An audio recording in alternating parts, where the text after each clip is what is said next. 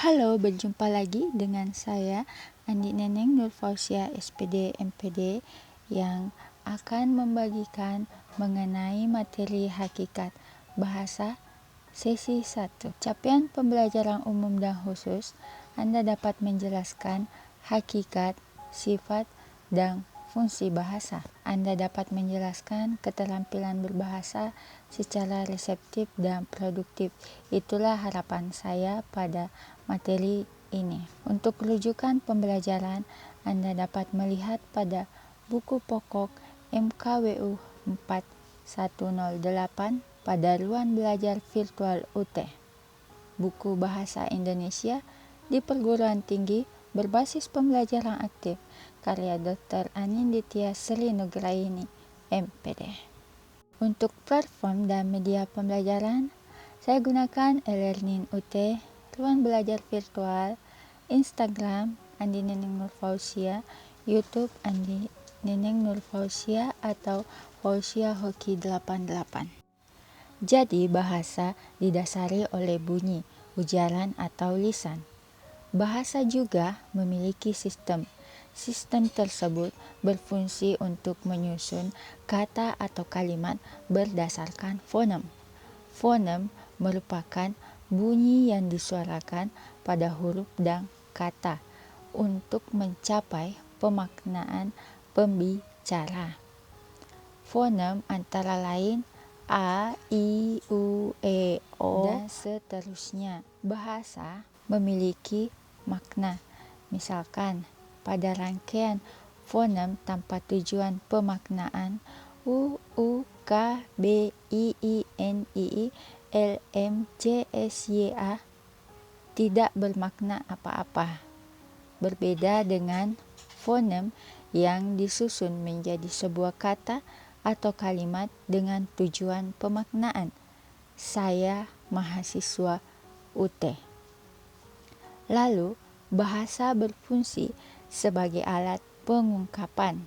Misalkan, untuk meningkatkan minat baca, saya membaca melalui LBV. Kuliah di UT fleksibel, bisa kuakses kapan saja. Sifat-sifat bahasa terdiri dari estetis atau indah. Dikatakan estetis atau indah karena bahasa mempunyai dialek susunan. Hal tersebut dapat dilihat pada karya sastra, misalkan puisi, gurindam, atau pada kalimat hom pim pam ala yuk gamren, mempunyai nada dan terdengar estetis juga indah. Bahasa sifatnya manusiawi atau insaniah karena berdasarkan dari aktivitas otak si penutur. Apa yang ada di dalam otak, maka itulah yang mampu diproduksi oleh ujaran melalui kalimat atau kata. Berbeda dengan binatang. Binatang tak memiliki otak, sehingga ia hanya mampu mengeluarkan satu ujaran untuk selamanya. Misalkan pada binatang sapi, ia hanya bisa berujar mu seperti itu. Kemudian, bahasa sifatnya produktif.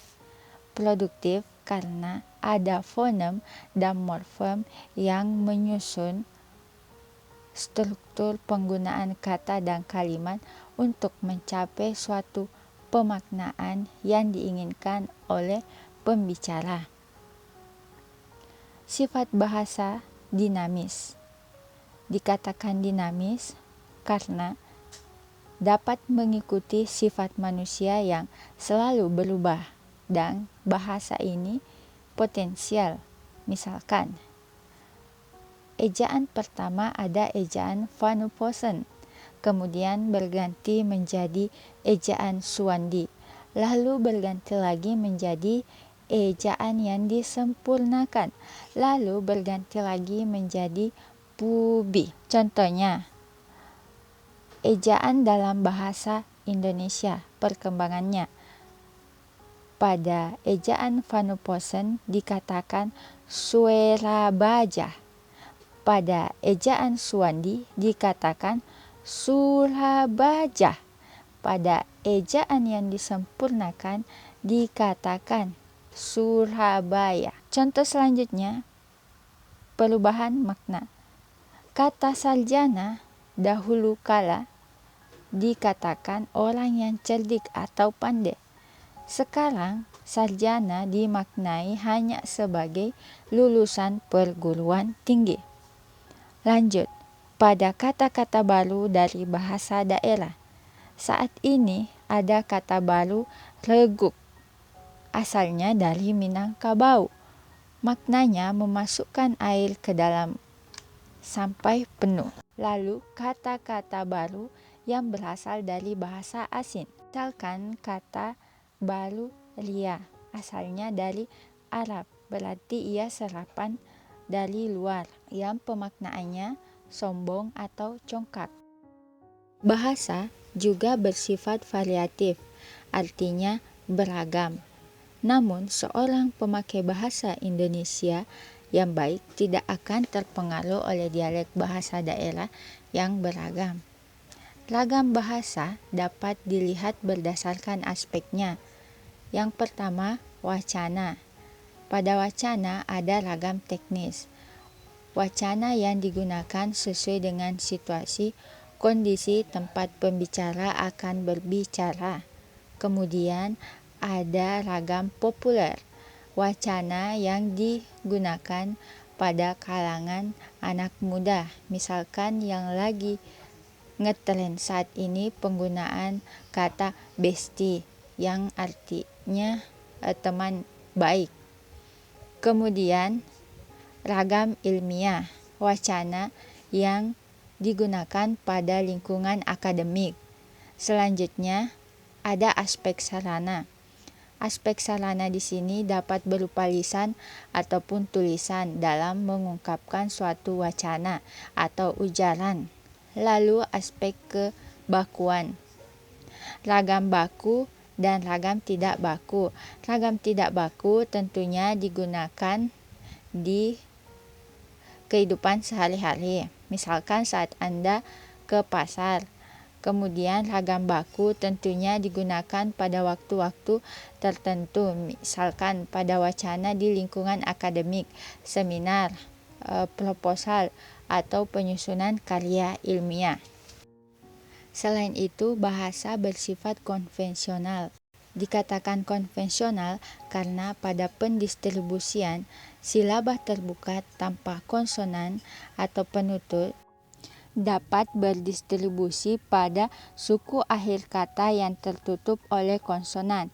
Misalkan pada kata kebun, fonem U ada pada antara fonem B dan N. Lalu bahasa bersifat arbiter. Misalkan pada masyarakat Jawa ada kata watu. Masyarakat Jawa mengatakan watu, padahal pada masyarakat umumnya atau bahasa Indonesia pada umumnya kata watu merupakan waktu. Hal tersebut merupakan salah satu contoh lambang bunyi. Pada bahasa Inggris dikatakan stone, dan pada bahasa Arab dikatakan hajar atau al-hajar. Fungsi bahasa sebagai alat komunikasi. Lanjut pada sifat keterampilan berbahasa. Seorang yang pandai bertutur lisan akan pandai menulis, dan seseorang yang memiliki daya menyimak tinggi tentunya ia mampu membaca lebih banyak bacaan. Hal tersebut merupakan keterampilan reseptif. Kemudian membaca terbagi atas beberapa kategori. Membaca berdasarkan pemahaman literal, interpretasi, kritis, dan kreatif. Selanjutnya, menyimak dan mendengar menggunakan alat dengar yang sama, tetapi memiliki tujuan yang berbeda. Seseorang yang menyimak memiliki tujuan dari simakan yang ia simak. Seseorang yang mendengar tidak memiliki tujuan dari apa yang ia simak. Misalkan masuk telinga kanan, keluar telinga kiri. Lanjut, Seseorang yang mampu berbicara tentunya pandai dalam menulis. Hal tersebut merupakan keterampilan produktif. Berbicara, kata Suhendar 1992, 20, merupakan proses perubahan wujud pikiran menjadi ujaran. Hal yang perlu diperhatikan dalam menulis ada pre-writing, writing, dan post-writing. Selanjutnya, hubungan keterampilan berbahasa dengan sifat keterampilan berbahasa. Seseorang yang mampu mengutarakan secara lisan pokok pikiran yang ada dalam otaknya akan otomatis pandai dalam menyimak dan pandai dalam berbicara. Begitu pula sebaliknya. Seseorang yang gemar membaca akan secara langsung mampu menulis karena mempunyai wawasan yang luas dari bahan bacaan yang telah ia baca. Dan hal kedua tersebut merupakan keterampilan yang bersifat reseptif dan produktif. Semangat, semangat, semangat untuk terus belajar. Sekian untuk sesi 1. Wassalamualaikum warahmatullahi wabarakatuh.